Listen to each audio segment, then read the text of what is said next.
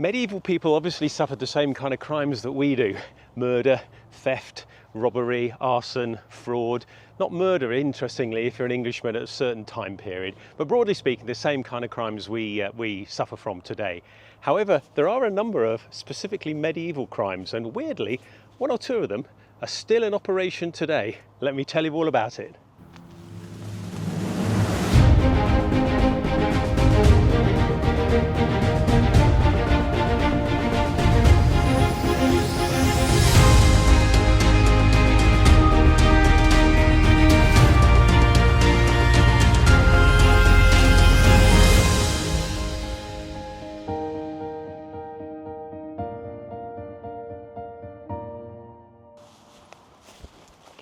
You could be in the wrong place at the wrong time. Duke William, now King William of England after Hastings, set aside vast swathes of England to be forested or afforested, turned into the silver regius or the kingswood, that's in Latin. And these were specific areas of the landscape reserved for Duke William and his cronies to go hunting, basically. Vast preserves. There were special rules about what you could hunt and what you could do to protect the deer and boar in particular, but also they restricted what you could do in terms of gathering wild food, hunting yourself, even what you could do with the trees and chopping things down and how you used the wood. This obviously is made beloved of the Robin Hood stories. This is probably why Robin Hood was made so famous, because he lived in Sherwood Forest. Now, forests aren't necessarily all about trees. We see it on telly all the time, you know, the forests and Sherwood outlaws in green or motley or whatever it might be, charging through the trees. Now, there were areas of trees, but forest included woodland, plains, marshes, all the areas set aside for hunting. So some of the areas would have been open. There would have been villages and even towns sometimes in the forest area. One of the reasons behind the forest laws was to protect the venison and the vert, the animals like deer and boar, and the greenery, the verts, the greenery that they depend on. You could argue, if you're putting a very positive spin on the afforestation laws, that it was amongst the first types of environmental protection legislation. I think that's probably going a bit too far, but it did preserve the landscape, much to the annoyance of the people. In 1198, the punishment prescribed for killing the king's deer in the forest was castration or blinding, so extremely serious punishments. A chap called Hugh the Scot in 1209 was caught red-handed doing this, and he ran away and sought sanctuary in a local church. He stayed there for many months, claiming protection of the church. Now, presumably he was fed and watered by the clergy, by the ordinary people, and under the laws of sanctuary, you couldn't be taken away. So he stayed there for many months, and then he disappeared. And I think it's likely that he obviously lived there and he stayed there, and there were lots of comings and goings and lots of events. And I think the record mentions that he may well have dressed up as a woman and escaped with the crowd leaving after a service. What happened to him afterwards, we don't know, whether he was caught or whatever. But, you know, it was a very serious crime and very serious punishment.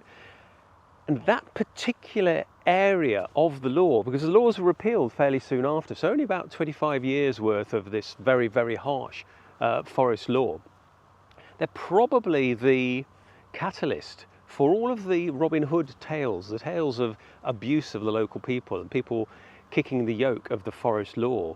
For about 20 years it lasted, and then the laws were modified to big fines rather than castration and blinding and losing your fingers or whatever it might be. The laws were very, very seriously moderated. And I think it's likely that that's the time period when the legends of Robin Hood really take hold in the public awareness. Telling tales about posh people. Scandalum Magnatum was a law enacted in 1275 and kept going till about the 19th century. It was meant to prevent you from telling tales and spreading malicious gossip about the great men of the kingdom, as the legislation puts it. Women are not mentioned, common people are not mentioned. You're just not supposed to gossip about the rich and powerful. It appears, though, that the rule was largely used to control political dissent. So the king used this as a way of controlling the political commentary. So it wasn't really used for ordinary people, but it was still there technically, and you could be done for telling tales about the posh. In complete contrast to Scandalum Magnatum, there was a crime of being a grumpy and troublesome person for ordinary people. That was called being a scold. Being a scold was somebody who spoke badly about other people, was just angry and grumpy all the time. Typically, this appears to have been directed at women, mostly married women. About 10% of the court records talk about men and women, usually husband and wife teams of grumpy scolds. So scold doesn't technically mean a woman who's breaking the law, but it was mostly applied to that. Weirdly, it appears that widows were kind of immune to this accusation. So if you're a widow, you could presumably be grumpy.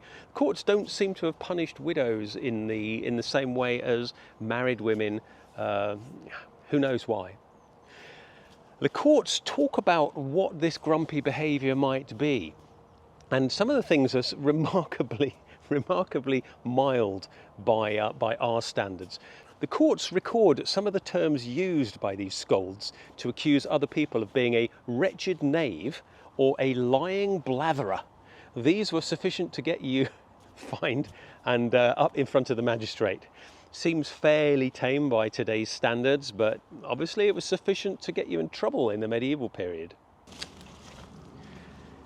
Here's a word you might like, noctavigation. It's a word you don't hear used very much, but it was a crime in the medieval period.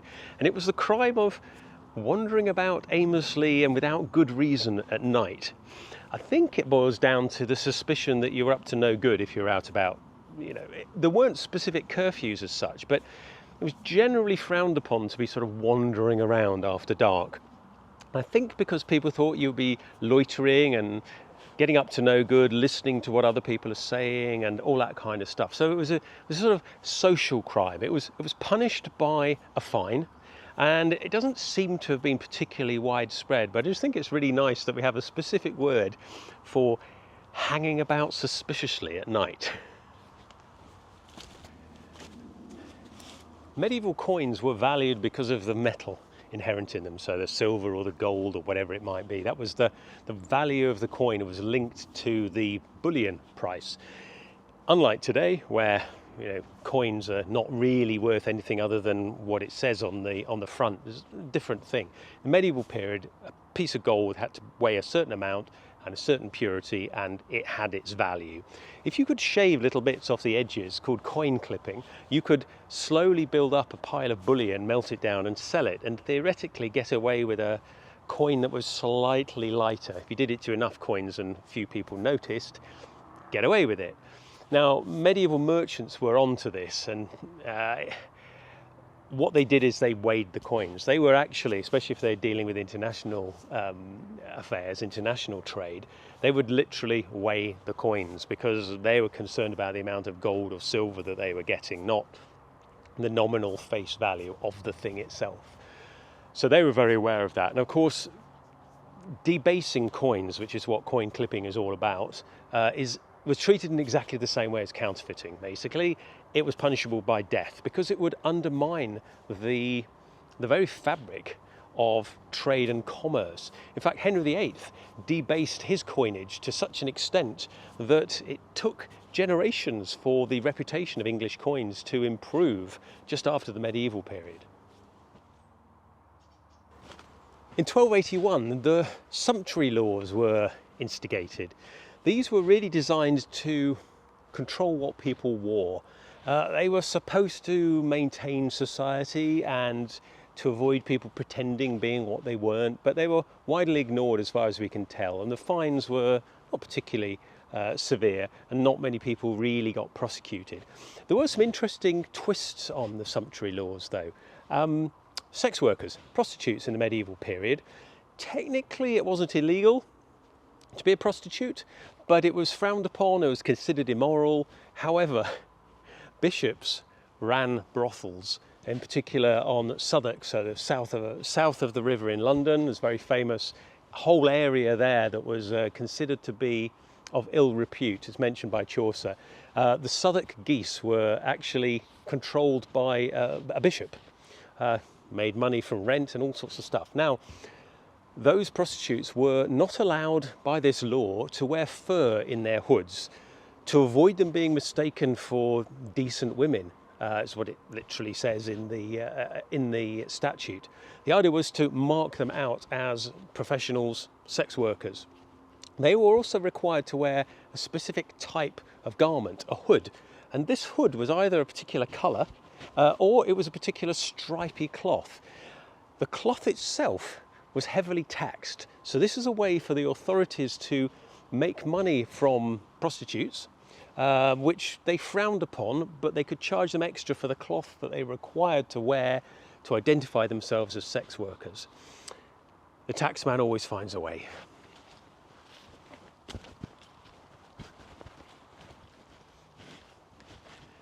You could be fined for wearing an illegal jacket. In 1463, there was a statute issued which forbade men from wearing jackets so scandalously short that it was showing their genitals and buttocks.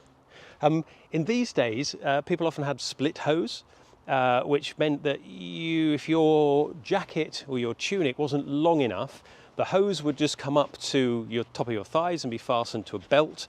And you'd have a pair of baggy linen underpants called brays on underneath, and your jacket would then cover that. It appears that enough young, full of energy people were having their jackets scandalously short and were exposing their genitals to people as they walked through the streets. So a law was enacted, and you could be fined 20 shillings, which is about 700 to £1,000. So it's fairly substantial fine for this kind of lewd display. I imagine it still went on. So people wearing ridiculously short trousers or baggy things or whatever it might be is very medieval. Shoes in the late 15th century became ridiculous, quite frankly. They had such long points that sometimes it was very difficult to walk unless you had the points tied back up to your kneecap.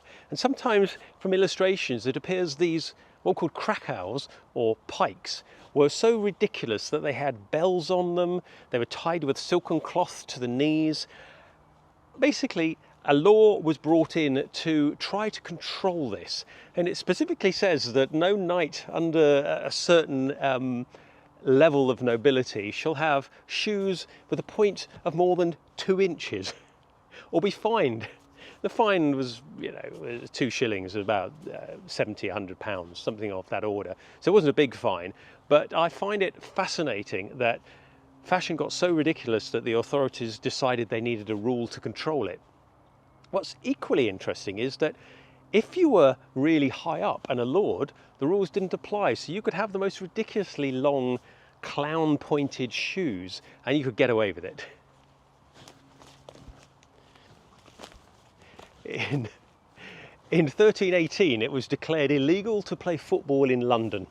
Yep, you're not supposed to play footy in London. The same law was rolled out across the whole of England in 1388, so you were just basically not meant to play football. This was designed to force people to do archery more, because obviously that was useful as a backup for the army. Longbows were very powerful at the time, and the authorities thought that they needed more longbowmen, so you need to practice. So footy was banned. It was also designed to control what labourers and common people did with their spare time. You notice the theme in a lot of these laws. It's about social control. However, it seems that it was sort of widely ignored. And even Henry VIII, when technically it was illegal to play football, Henry VIII actually owned a pair of footy boots. So I guess if the king does it, then ordinary people can as well. Medieval football was very different to modern football, though. It was more of an organised brawl, a very, very physically demanding sport, and a bit like a massive fight between groups of men, young men, with a lot of drinking, a lot of gambling. Similar to tennis. Now, tennis was banned for ordinary people completely banned for ordinary people to play. You weren't allowed to play it, apart from Christmas Day. You were, if you're an ordinary person, a commoner, you could play tennis on Christmas Day. Why? I don't know, but that's what the law says. This was specifically to control the debauchery, the gambling and the drunkenness that was associated with tennis. Some people might say that's much the same as today.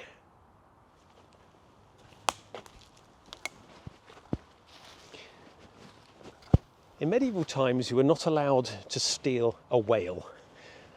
Whales in general, not the country, but the actual beast itself. So if a whale washed up, or you caught a whale in territorial waters, that was technically owned by the monarch, the king usually. These were called royal fish, and despite a whale clearly not being a fish, I suppose for the medieval person it was a thing that goes through the ocean.